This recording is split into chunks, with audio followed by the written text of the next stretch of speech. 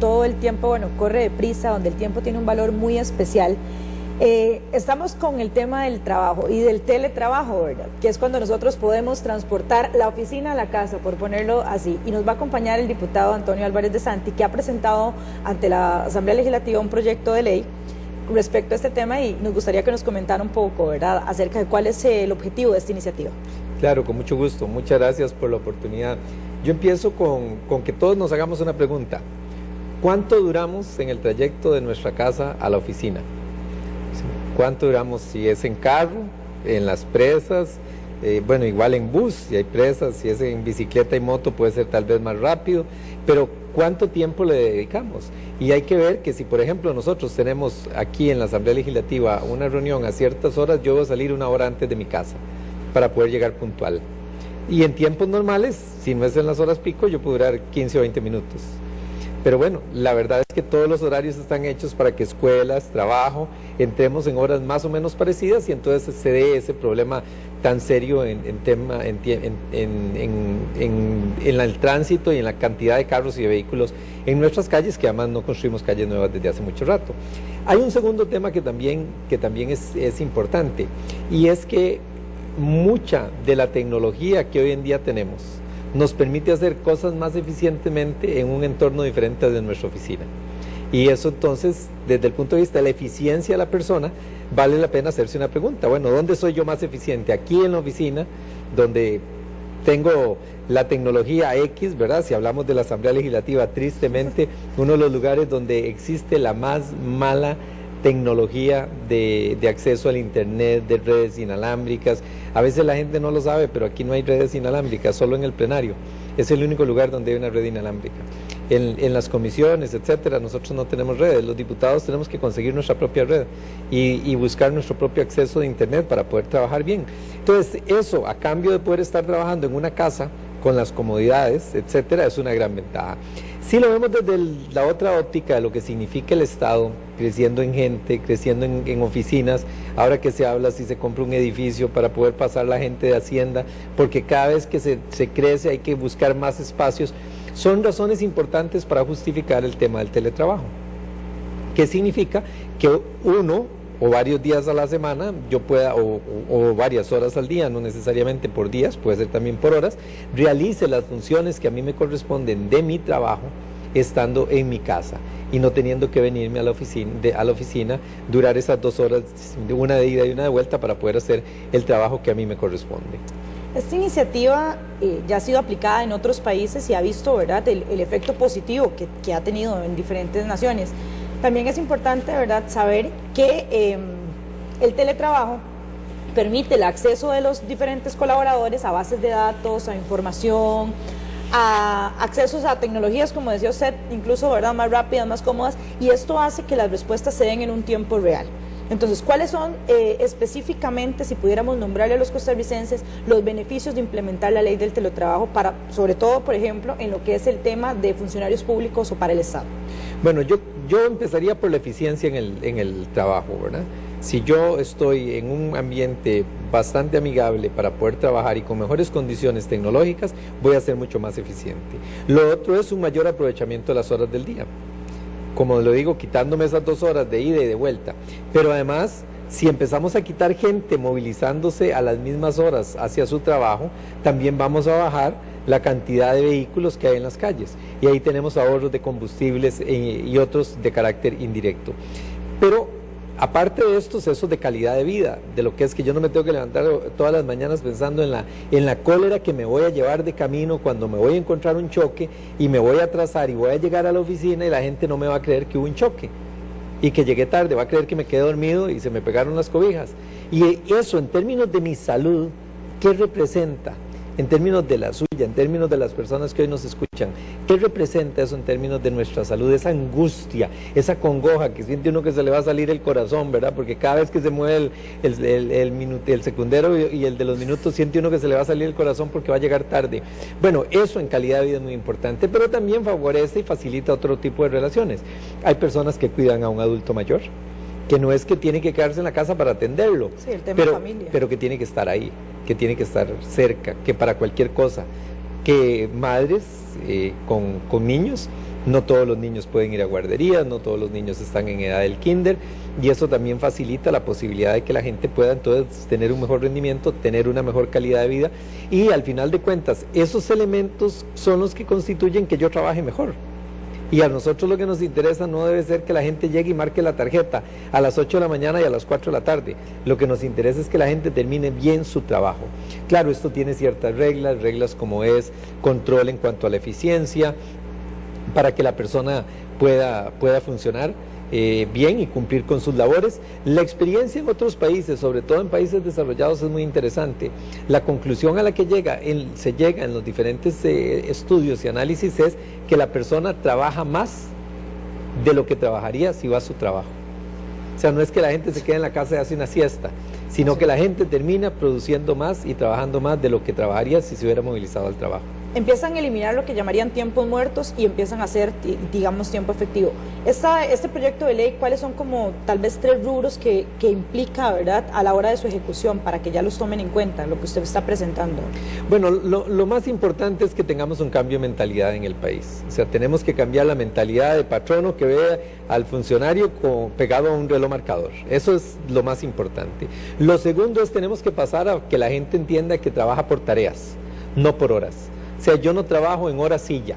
O sea, mi trabajo no es estar aquí sentado 8 horas, sino que mi trabajo es sacar X cantidad de emociones de un proyecto, o estudiar e investigar tales aspectos de un proyecto de ley, y eso es lo que a mí me toca. Entonces, el poder entender que mi trabajo va a estar basado en rendimientos, va a significar ni más ni menos que mi labor desde la casa o desde donde yo lo trabaje, porque yo hablo del teletrabajo como que si fuera en la casa, pero podrían ser en casas vecinas o en grupos que se organicen, en donde la gente se define y pone un lugar para estar, cuidar niños, tener un área recreativa y trabajar todos desde ahí, ¿verdad?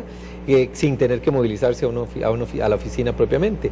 Entonces, el tema de que entendamos que el control va a estar basado entonces no en la hora, no en que el jefe me llame a ver si cuando él me llama por Skype, yo estoy sentado en la computadora y entonces me diga, bueno, usted no está ahí, entonces le voy a restar esos 5 minutos, sino de que yo tengo que cumplir. Hoy tenía que estudiar el proyecto de ley de los biocombustibles, y eso significaba investigaciones en países europeos desarrollados, y tenía que ver los Estados Unidos y ver los costos, etcétera, y que yo mañana puedo estar mandando a la oficina todo el reporte con toda esa investigación, y que eso no es, ese es mi trabajo, no es venir a la oficina y sentarme 8 horas en donde puedo leer el periódico, pintarme las uñas o ver el partido del Real Madrid cuando va a jugar porque está Keylor, ¿verdad? Y entonces tengo una tele pequeña y me quedo viéndolo, lo veo en el celular o estando en el Facebook o estando en Skype. Entonces todo ese cambio de mentalidad es el segundo punto. Y el tercero, adaptar las leyes laborales para que entonces podamos ver un régimen de obligaciones del trabajador diferentes que puedan establecer esa relación en el contrato de trabajo. Bueno, incluso en Costa Rica ya hay empresas privadas que aplican el teletrabajo para sus empleados, sobre todo lo que son transnacionales. Entonces también se puede partir de que ya hay una experiencia, o sea, algo vivencial para poder sustentar también la ley de alguna forma, ¿verdad? Claro, cuando empezó la restricción vehicular, algunas empresas empezaron por darle el día de restricción como día de teletrabajo a las personas, y ha sido muy exitoso. Obviamente no en todo lugar no se puede. Si yo soy médico, si yo soy enfermera, no puedo hacer el teletrabajo, ¿verdad? Tengo que estar en el lugar de trabajo. Pero entonces, en las condiciones y en donde se permite, es un buen instrumento. No es la solución a todos los problemas laborales del país, ni a toda la calidad de vida de la gente, pero son elementos importantes para mejorar el rendimiento laboral y la calidad de vida de las personas. Y bueno, más o menos como cuándo podríamos estar hablando de que ya este proyecto entre a plenario, de que empecemos a darle trámite y todo. Mire, en la era PAC, ni con una bola de cristal. Nosotros hemos tenido semanas sin sesionar en comisiones porque no tenemos proyectos. En todo el periodo de sesiones extraordinarias, la Comisión Plena 2 no ha sesionado ni una sola vez. Imagínense lo que significa eso en pérdida de tiempo para el país, en horas productivas. Entonces yo en ERAPAC le digo, no me animo a aventurarme a dar una fecha.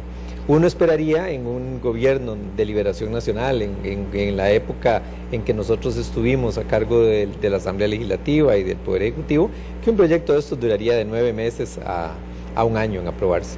Sí, porque digamos, cuando hablamos de proyectos también es importante hablar de la incidencia que estos tienen a nivel de los costarricenses, ¿verdad? A veces se hacen proyectos de ley y no se toman en cuenta o no se participa al ciudadano. Sus redes sociales han estado constantemente, ¿verdad?, anunciando el tema del teletrabajo, y uno ha podido ver una reacción positiva de las personas. O sea, es una iniciativa que le gusta a la gente, que le gusta a los ciudadanos, que le gusta al costarricense. Entonces, creo que partiendo de ahí, también, ¿verdad?, hay como un empuje extra para una ley como esta del teletrabajo. Claro, sin duda, porque además la gente que está en redes sociales es la que más entiende estos aspectos, ¿verdad? O la que más fácilmente se informa de estos aspectos. Entonces es un buen motor. Pero si no estuviéramos dentro de este esquema laboral, político que tiene el PAC, que uno no lo puede descifrar, la verdad es que debería ser uno de esos proyectos que se aprueban en muy poco tiempo, porque no son proyectos políticamente peligrosos, no son proyectos que afecten el triunfo o no de un partido político, no crean impuestos, crean un marco de referencia, y el que quiere adaptarlo lo adapta, porque aquí no es que se va a obligar a las empresas o al sector público a que tiene que poner en teletrabajo a su planilla, sino que es un tema de abrir una nueva opción. Claro. Y bueno, don Antonio, también hay algo muy importante ahora que usted mencionaba, y es el tema de una oposición responsable, que es una de las banderas que se ha venido manejando y que ha venido manejando Liberación Nacional, sobre todo, de poder proponer. O sea, no solamente estamos hablando de tener un gobierno que paraliza, o digo, tener una bancada que paraliza, una bancada que obstaculiza, sino más bien una bancada que se ha preocupado por presentar proyectos de ley de innovación, por presentar proyectos de ley de desarrollo. ¿Qué nos puede hablar usted al respecto de este papel que ha venido jugando Liberación Nacional en esta Asamblea Legislativa, ya casi a cumplir un año de primer periodo? Bueno, es un papel muy frustrante, porque le hemos hecho varias iniciativas al Poder Ejecutivo de propuestas y no recibimos respuesta. El jefe de fracción mandó una larga lista con una hoja de ruta de ideas y de propuestas, y el Poder Ejecutivo dijo que sí, que le parecía todo y muy bien, y de ahí no trascendió. Entonces es muy frustrante, porque aunque nosotros queremos ayudar, no nos abren las puertas para que podamos ayudar. Es una condición de gobierno casi que no podría definirla. Es nueva porque no la hemos visto en el pasado, pero es como irreconocible, porque cuando usted ofrece apoyar en algo, la respuesta es que no lo llaman. Cuando quieren hacer y conseguir la aprobación de algún proyecto, tampoco lo buscan para que les ayude con los votos. Entonces, no sé si es como esperar a que la inercia por sí misma haga que las cosas caminen. Y por eso es que pasa lo que les ha pasado con la ley de radio y televisión, con la destitución de la Procuradora General de la República, cuando lo intentaron hacer, y bueno, con la destitución de embajadores, de la renuncia de la directora de redes sociales de la Casa Presidencial, y todo lo que hemos estado viendo en este desgobierno que ha vivido Costa Rica en los últimos 11 meses, o casi 11 meses. Casi. Bueno, ya se nos acabó el tiempo. Más bien, muchas gracias por acompañarnos y por tan productiva entrevista. Nos despedimos y los esperamos el próximo martes en otro programa más de La Voz Liberacionista. Del Partido Liberación Nacional, La Voz Liberacionista. Desde la Asamblea Legislativa, compartimos con usted las voces de Liberación Nacional. La lucha y en San Cristóbal